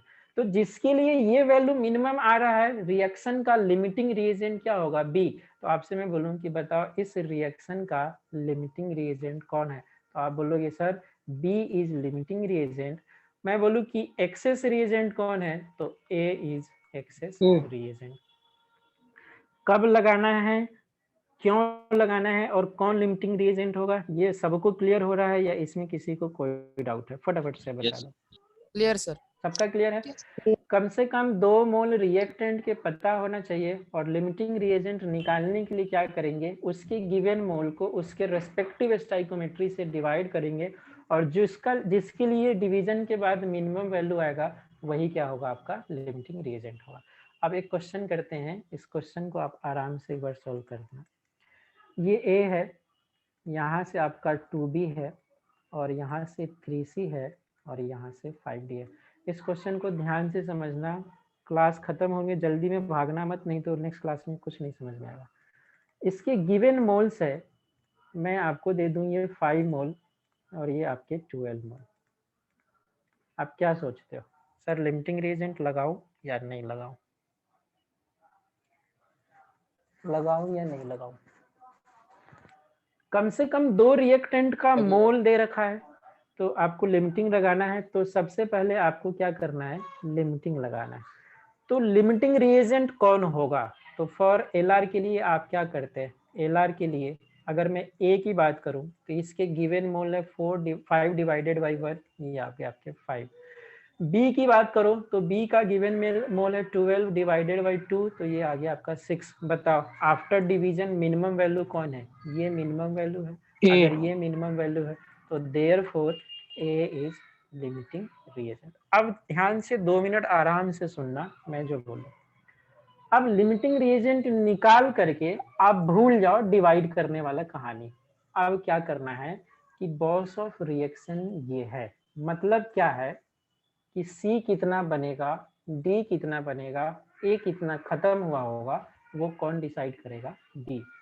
मतलब ऐसा रहा है कि अगर कुछ भी पूछे आपसे कि बताओ C कितना बना, तो उसका लिमिटिंग रिएजेंट के स्टाइकोमेट्रिक रिलेशन बनाना है। आपसे बोलूं कि D कितना रहा, तो सॉरी लिमिटिंग रिएजेंट आपका A है ना, आपसे मैं बोलूं कि D कितना बना, तो उसका ना एक रिलेशन बनाओगे और सबका रिलेशन लिमिटिंग रिएजेंट से ही होगा। मतलब अब जो भी रिलेशन बनाएंगे हम लिमिटिंग रिएजेंट से, इसको यहाँ निकाल करके भूल जाते कि चलो लिमिटिंग रिएजेंट ए है। अब आपके दिमाग में रहेगा कि अब यही हीरो है, यही डिसाइड करना है कौन कितना बनेगा, कौन कितना। तो डिसाइड करने का मतलब क्या है कि हर एक रिलेशन में एक जगह ये बैठा दिखेगा। अगर मैं आपसे बोलूं कि बताओ मोल्स ऑफ सी कितना मिलेगा, तो मोल्स ऑफ सी कितना मिलेगा, इसके लिए आप क्या करते हैं, moles of C divided by इसके स्टाइकोमेट्रिक कोएफिशिएंट। ध्यान ये भी रखना है कि मोल्स ऑफ सी फॉर्म्ड कितना फॉर्म्ड होगा, किसके साथ लगाएंगे आप, हमेशा एक रिलेशन कॉमन रहेगा ही, और रिलेशन कॉमन कौन रहेगा, तो वो क्या रहेगा, moles of A divided by it's stoichiometric coefficient. अभी तक याद करो, पहले तो सर ऐसा फिक्स नहीं किए थे, पहले फिक्स इसलिए नहीं किए थे, पहले आप किसी के साथ कुछ भी लगा दो, क्वेश्चन के डेटा पर डिपेंड करता था। बट यहाँ लिमिटिंग रिएजेंट है, ये रिएक्शन का बॉस है, ये डिसाइड कर रहा है कि कौन कितना बनेगा, कौन कितना कंज्यूम हुआ होगा। अब बताओ मोल्स ऑफ ए कितना दे रखा है क्वेश्चन में, तो मोल्स ऑफ ए दे रखा है 5, इसको आप ये करें is equal to moles of C formed, moles of C formed divided by 3। तो बताओ कितने सी के मोल बन गए, तो आप क्या लिखेंगे, moles of C formed is equal to आपका कितना होगा, 15 मोल। इसमें किसी को कोई डाउट है या क्लियर है? सुनो, मैं बस इतना ही आपसे बोलूं कि रिएक्शन को बैलेंस करो, लिमिटिंग रिएजेंट निकालो, लिमिटिंग रिएजेंट वो जो डिवीजन करने वाला कहानी है ना, उसको उसी समय भूल जाओ। अब जो भी लिमिटिंग रिएजेंट है वो आपका रिएक्शन का बॉस है, कोई कितना बनेगा, कोई कितना कंज्यूम होगा, बस लिमिटिंग रिएजेंट के साथ रिलेशन बनाते चलना है स्टाइकोमेट्रिक, फटाफट से आपके आंसर आते जाएंगे।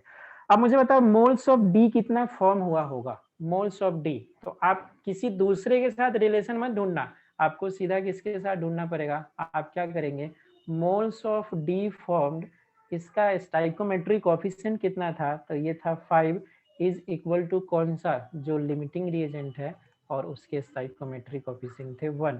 तो अब बताओ यहाँ से अगर मैं बोलूँ तो मोल्स ऑफ ये कितना था, ये 5 था, इसको इधर भेज दो तो ये, तो आपका ये क्या हो जाएगा, मोल्स ऑफ डी फॉर्म्ड, कितना मोल्स ऑफ डी फॉर्म्ड हुए, तो 25 मोल।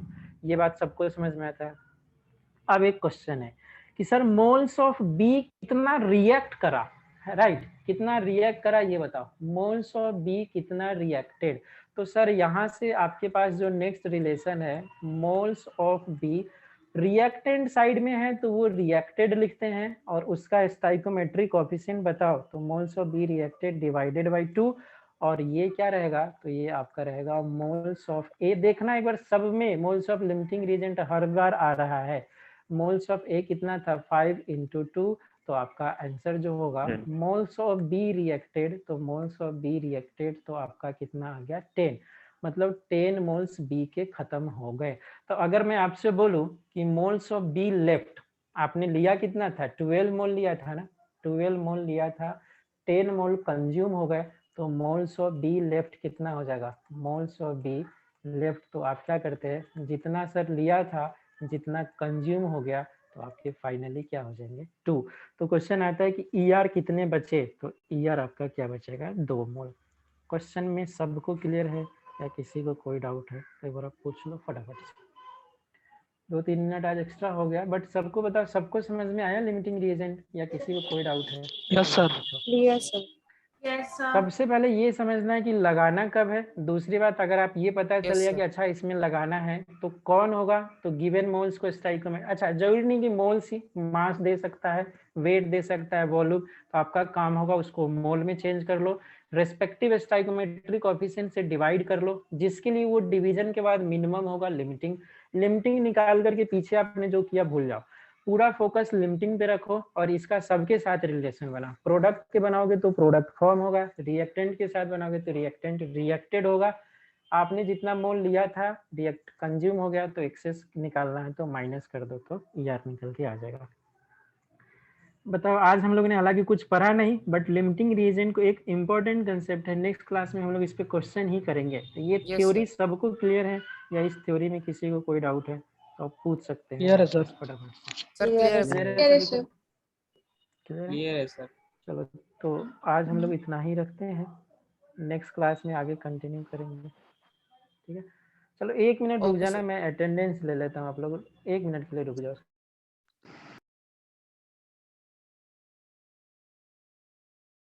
सर